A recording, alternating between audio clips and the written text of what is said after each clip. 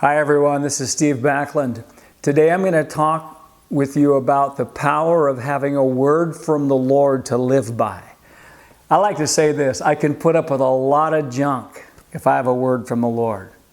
I can put up with a lot of outward non-success if I have a word from the Lord. But if I don't have a word from Him, everything drains me. I'm trying to get my life out of everything going well.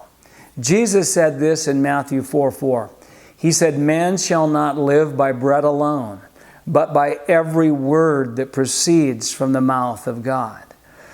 So the quality of my life depends on my identifying what God has told me.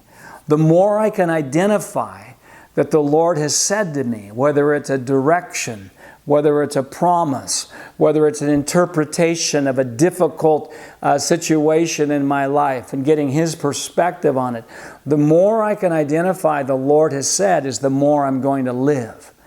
Now this living from a word is the opposite of what's described in James 1:5, 6 through 8, where it's talking about a man who asks for wisdom but doubts.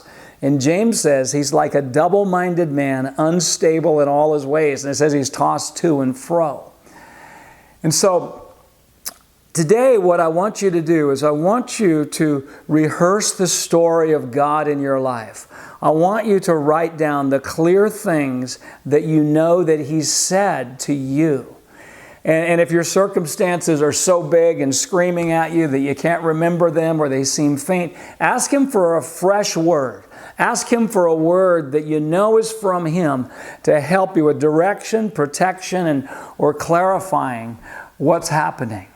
Because where you're going, you're going to take the Word of God. You're going to take a word through a valley of negative circumstances and up the mountain on the other side, which is the mountain of blessing and influence.